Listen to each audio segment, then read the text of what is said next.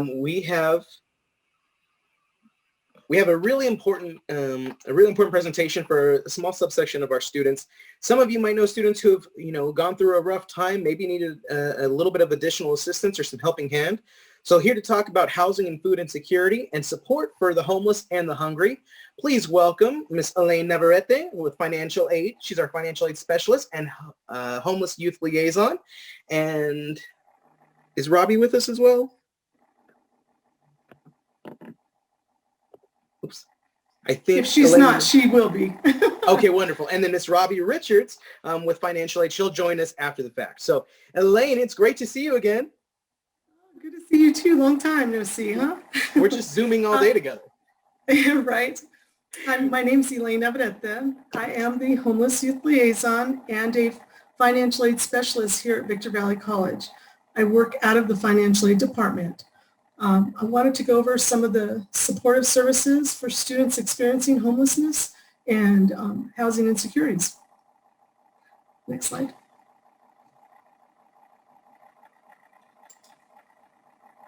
Well, if you can go to the next slide, that'd be great. Thank you. One too many. So AB 801, Assembly Bill 801 allowed all California community colleges to provide a homeless youth liaison on the campus. So that way we can provide specific support needed by the students that are experiencing homelessness. Typically, we use the Mckinney-Vento Act definition for homelessness, but the Mckinney-Vento Act is usually for youth. This really does go for any age, and I will offer support for any age that's experiencing homelessness. The definition states any student who lacks a fixed, regular, and adequate nighttime residence and unaccompanied, which includes youth not in the physical custody of a parent or guardian. This also includes any student at risk. And again, I will support any student that's experiencing homelessness or housing insecurities. It doesn't matter what age. I'm just here to help you all. Go ahead and next slide. Thank you. The determinations. So determinations could be made by a high school representative, counselor, administrator, or also a shelter administrator or manager. What they'll do is they'll provide a letter of verification deeming a youth as homeless or an adult. If adults staying at a shelter or they can deem them as homeless. And then that's going to help me with financial aid. I also, as a financial aid administrator and a liaison, make these determinations as needed. What this does is this, for youth, gives them an independent status. So for financial aid purposes, typically you have to be 24 to be able to get the independent status. Or if you're under that age and you have been deemed, then I can go ahead and give you that independent status, and I can help you with the financial aid, make sure that you have all of that in place. So with the homeless youth, that would also allow me to give you priority 1 registration. So that puts you in the first group to be able to get registered. And then I'm sorry, then I also can send out the referrals for housing. So the assistance and the support that I try to offer is to make sure that the students have matriculated, they've admitted to the college, they have their financial aid complete. I make sure that their fee waivers are in place, their grants are in place. If we can get that determination made, I get your financial aid awards as soon as possible. So I work with you directly. I also try to avoid the student going from department to department. So let's say a student needs to update their address. I work with the registration admissions department to get that form to the student, and then I'll return it to that department for them.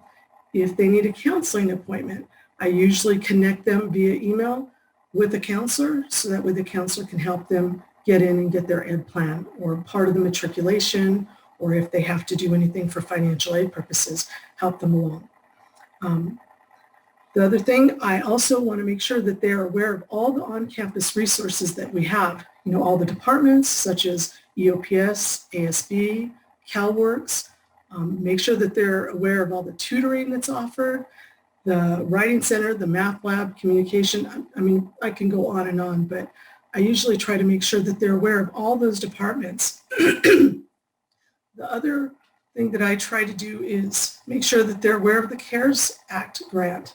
And if we have an opening for the students to apply, make sure to remind them that it's open, they can apply for that, and any other resources that we have. I try to connect them with that. I also work with a lot of partners within the community. So I connect the students with the off-campus resources. If they need any type of employment opportunity, I have outside resources that work with specifically with homeless students or previously incarcerated, homeless youth. There's a lot of programs out there that I work with.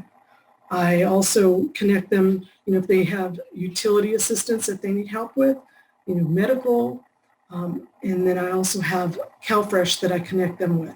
So if they don't have CalFresh, I make sure that I have them talk with somebody that will explain their eligibility, and then if they're eligible for it, they'll sign them up right away. The other thing that I do is I try to offer as much support to the student as possible. I know that the students that are experiencing homelessness or housing insecure, or if they've been deemed homeless youth, they don't have that parental support. So if there's anybody that needs that additional support, I just want to make sure that I'm there. I'm helping and providing as much support, so that way they don't feel confused or they're not frustrated. I don't want any student feeling lost or overwhelmed, and it should be an exciting time starting college or continuing with college. So I just try to make sure that I offer that. One of the things that I do with the support is I do check-ins. So I check in with students a couple times a semester. I remind them that it's time to renew their FAFSA, see if they're re-registering, make sure that they know that they need to update their ed plan. So we go over a lot of things, but one of the bigger things is to make sure that they still have stability with housing. And if anything's changed, that they know that they can reach out to me and I can assist with that. The other resources that I offer, I work really closely with the foundation department as well as with Robbie. So Robbie and I both work with the foundation department to apply for grants. And if we hear about an outside grant from one of the partners that work with the same population that we work with within the community, then they sometimes tell us about grants that we can apply for, and our foundation department helps us to get that grant applied, and then that helps us to be able to pay for students' fees. So when the fee waiver kicks in and the student registers for classes, there's still a small amount of student fees that you have to pay for. So we try to get that covered so that way we can get the student ID as well as their bus pass. So that way we meet those transportation needs for the student. We also help with book assistance. So if every semester, we keep in touch, they let me know what books that they need and offer book vouchers, and then also school supplies, hygiene kits, and really any other resource that they might need that we can supply. We work on a case-by-case basis with each student. Listen to what they need, listen to what we can help support, and then go from there. One other great thing that we do is with referrals. So we have something new going on with a new housing grant, the Housing and Homeless Insecurity Pilot Program. And what that is an organization that we work directly with anybody, it could be staff, faculty, it could be a self-referral, but if a referral comes through, it usually comes to me, and then I will reach out to the student, talk to them about their housing needs, and then I'll be able to connect them with this organization called Searchlight.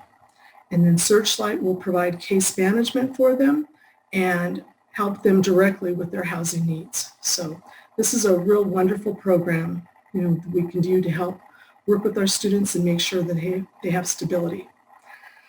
So I just want to make sure that you know that I'm here to help you. If you're experiencing homelessness or housing insecurities, I'm here. You can always reach out to me. I just want to make sure that everybody has a great, successful semester. And if there's anything that I can do to help you along, I want to provide that support. Thank you. And I think Robbie's going to jump in and talk about the foster youth liaison title. Robbie here? Next slide, please.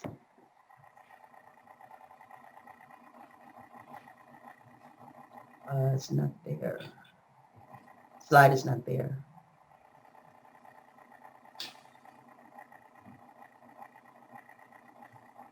Well, is the PowerPoint still up? I didn't see the slide.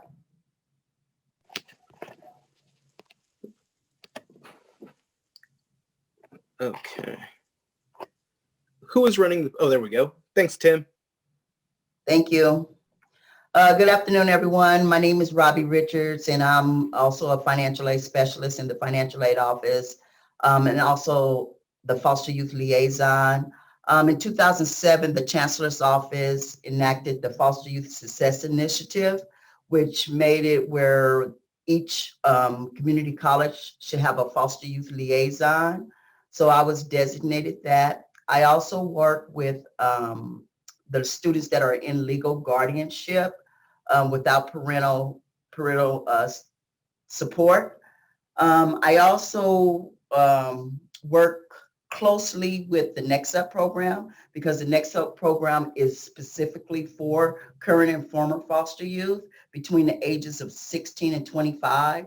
So I usually support the students that are not eligible for the Next Up program. And like Elaine, I do pretty much the same thing as Elaine, make sure that they have a smooth transition into community college, work with the high school foster youth liaisons, make sure the students are matriculated in without a lot of problems, make sure they have priority registration. And one of my responsibilities is to expedite their financial aid to make sure that it's in place before classes start for that upcoming semester. I also do provide resources for foster youth. I work with outside agencies like Walden House, the Taste Center, SpearNet for those foster youth that may need assistance with housing. I also make sure that they're connected with EOPS, CalWorks, Access, and other programs that's here on campus, like the Writing Center and the Math Lab, and also the library. So like Elaine, I pretty much stay close in contact with those students that I work with. Also, I may come in contact, or I have come in contact with students that need housing. So that's where it's really important that Elaine and I work together and make sure the students are provided housing. So we work with outside agencies to provide housing for the students. So pretty much what Elaine does, I do too, but I just work with a different set of students, and those are the ones that are former and current foster youth and those that are in legal guardianship. Next slide.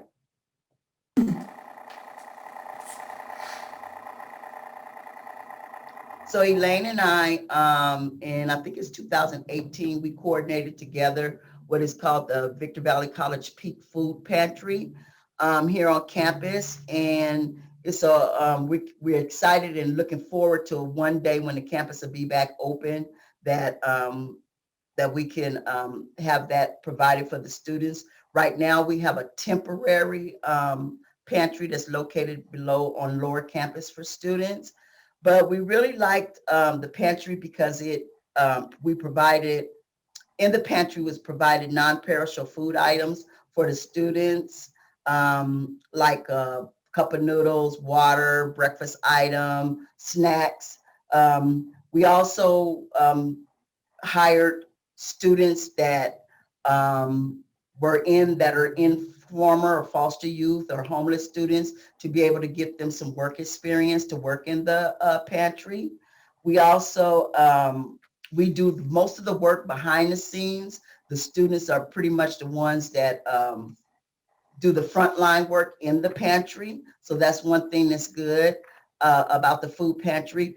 We used to give out approximately 140 to 160 food packs per day in the pantry. We also made sure that we had CalFresh representatives that were there to educate the students about the CalFresh and the cards, the food stamp cards. We also provided some mental and medical people there to give out information to the students as well. And am I leaving anything else out, Elaine? No, I think, well, the only thing I would say is, we were able to get a grant. So when we first started this, we started it with the help of Equity, the foundation, ASB, and we were able to buy, some food. And then once we started growing, we joined in with a food collaborative through the high desert, and we were able to get some free food through the main food pantries. And then we got a hunger-free allocation, so then we were able to buy a lot more. And we started being able to purchase fruits, adding fruits to the pack. Our packs increased from just having maybe one meal to having one meal plus, we actually went to 2 meals, plus a bunch of snacks and then fruit and a water bottle. So we were really, really able to serve a lot and be able to fight food insecurities. And we realized it wasn't just the population of students that we were helping, but it was a lot of college students on campus that were utilizing the food pantry. Hence it went from, a small amount to 140 to 160 a day. So we're really proud, and we look forward to being face-to-face and opening up the peak so that way we can serve everybody again. And that's it. Oh, Any that's questions? definitely far from it. You ladies do way more. No. Thank you so much for sharing these really vital resources. Yeah, definitely the peak. If all of you Rams who are watching, if you or a friend, needs a little help, needs some food, please visit the peak, visit the food pantry. That's exactly what it's there for. Elaine is constantly finding countless resources for our homeless and food insecure students. So thank you, ladies, very, very much for the extra work that you do for these students. It definitely doesn't go unnoticed, and we really appreciate you being there to support them. Thank you for having us.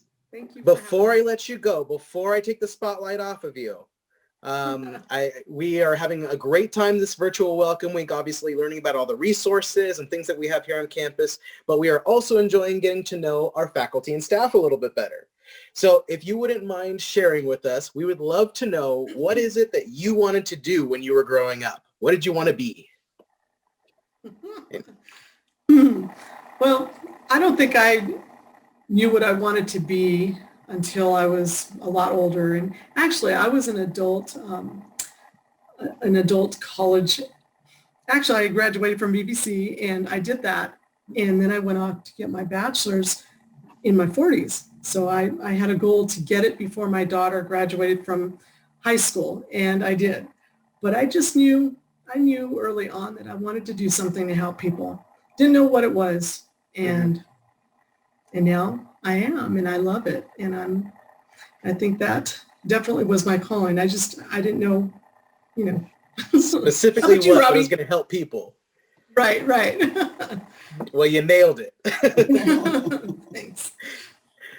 Actually, when I was in high school, I think I wanted to go to the military. Actually, I wanted to go to the Navy when I was in high school, but my direction changed, and I ended up getting married and having children. So like Elaine, I went back to school later in life and got my bachelor's degree, and, started off working here in Victor Valley College as a work-study student in financial aid. And one of the mottos is, once you go to financial aid, you don't go anywhere else. But anyway, I love financial aid, and working in financial aid, it gave me maybe want to become a counselor, educational counselor.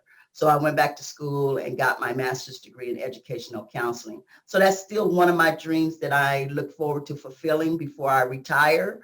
But that's my story, and I'm sticking to it. That's wonderful. That's